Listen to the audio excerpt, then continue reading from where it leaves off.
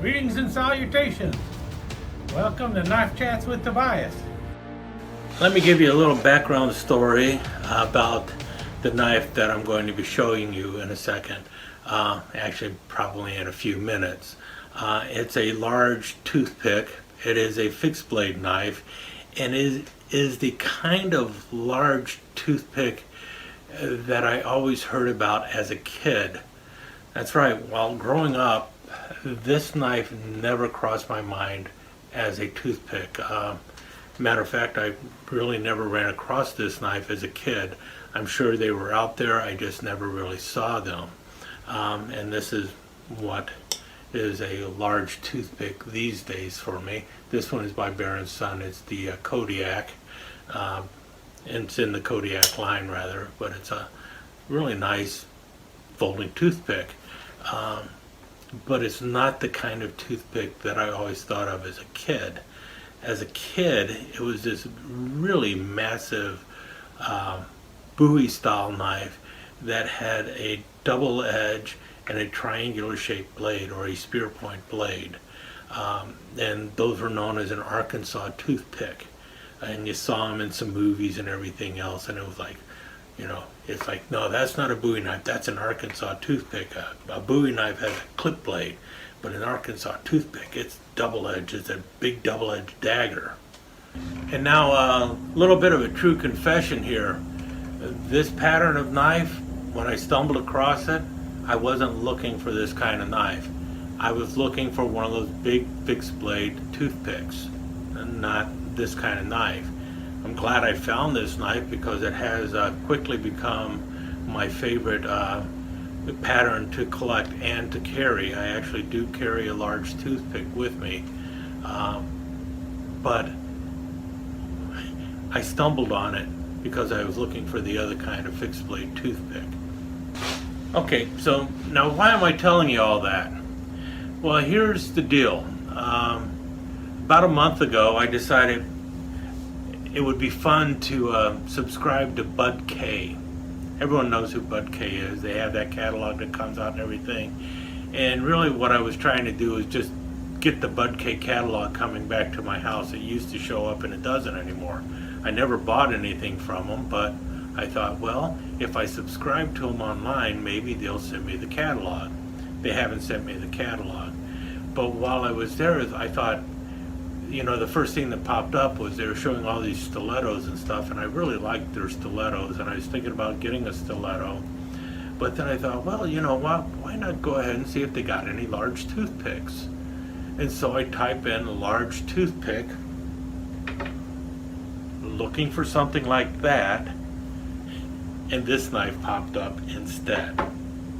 Now, they didn't show the box or anything, and I don't know if it is still the Timberwolf brand on Bud K, but it was the same knife that came in this box, and they referred to it as the Fur Trapper's Toothpick, and they gave information like something about this is the kind of knife that fur trappers would have been getting out of the Hudson Bay Company way back when, you know, for personal defense and for, you know, all their camp needs and everything, you know, so they could fight off the grizzly bear and fight off other fur trappers and everything else out there that might want to eat them. I thought, wow, that looks pretty cool. And then I started, I thought, well, maybe I'll go ahead and order it. They were only asking like something like $36 for it. And then I saw the shipping charges for it, and it's like, nah, that's ridiculous. And so I went on eBay to look for it and see if it was somewhere else on eBay. And I thought, well, you know, I'll try and judge it based off of how much it would be coming out of the Bud K catalog versus some eBay seller. And it came down to it that it was cheaper as the Timberwolf knife from an eBay seller. Same knife, but it was just cheaper on eBay. So I went and grabbed this one instead. And it's a pretty cool knife. We'll go over the sheath in a minute, but let's just take a look at the knife. And I'll show you one of the reasons right away why I really like the knife. And that is right there. Do you see that? It's got a woolly mammoth on it. And I thought, man, that is pretty cool.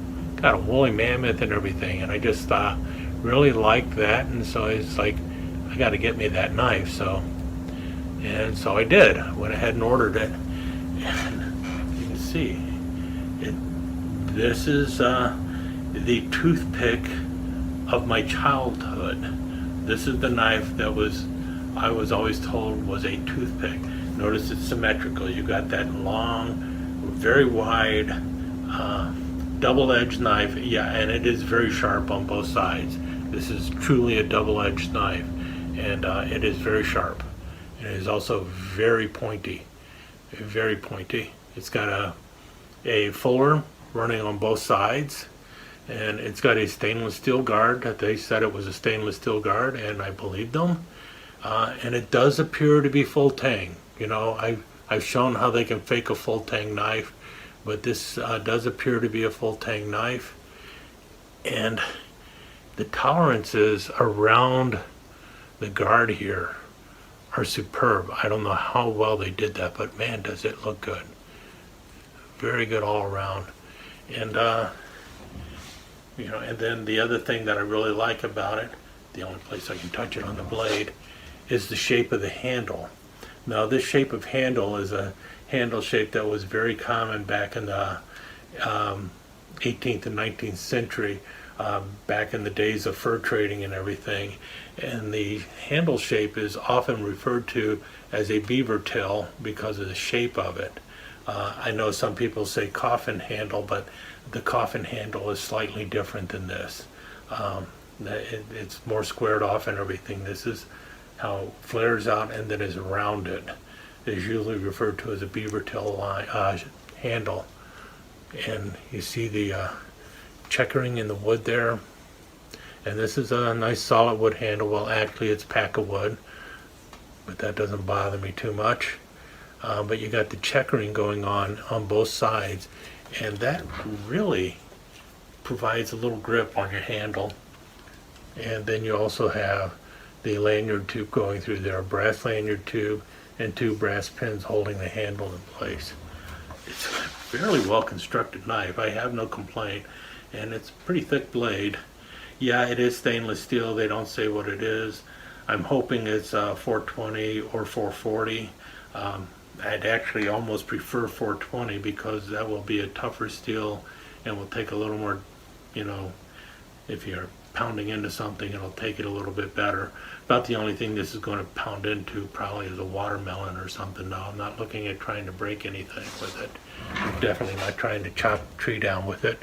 And you see there, it is made in China. But for what you got there, it's pretty impressive. And the sheath, it is a solid leather sheath, nicely stitched and everything, and it's pretty thick. But you can feel it. It's that very hard leather and not very flexible. It'll probably break in over time, but I'm not sure how good of a quality the leather is. And it's definitely one of those things that you want to be careful with storing and everything, because I don't know where the sheath it came from. I don't know what kind of chemicals were used in it or anything else. It's definitely not an American-made sheath, so the quality is always suspect as far as I'm concerned.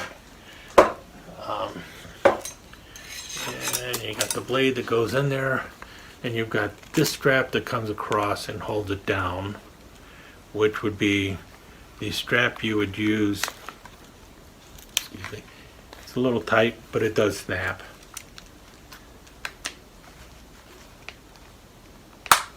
There we go. Probably need to snap it for a while and stretch that leather. It did not come that way. It did not come with the knife in the sheath.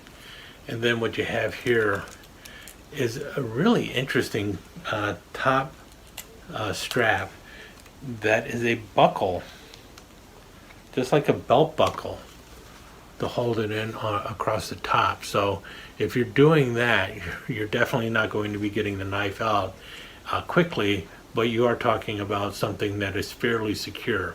And I can also picture that being the type of a buckle that would have been used back in the day before they had snaps and everything. So This is probably the more modern way of doing it, and this is probably what would have been on the knife back in the day, a buckle like that. So also something pretty cool with it. But all in all, I was very impressed with this when it showed up. And you know, $40 for me, that was a fine deal. I know there's plenty of people out there going, I'm not going to pay $40 for mystery steel out of China. And I get that. I understand the philosophy behind it and everything else.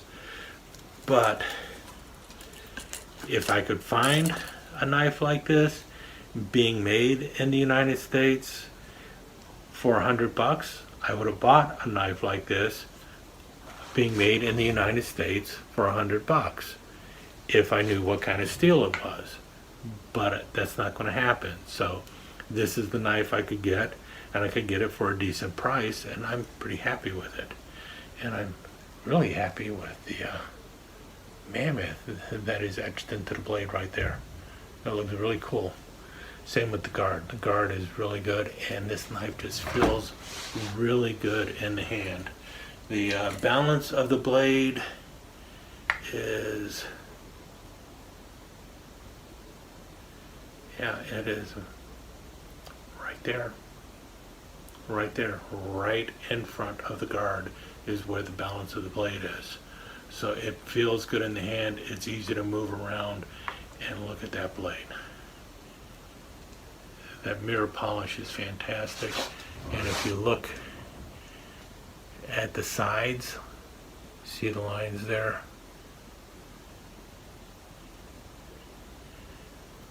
That's pretty dang close to the same on both sides.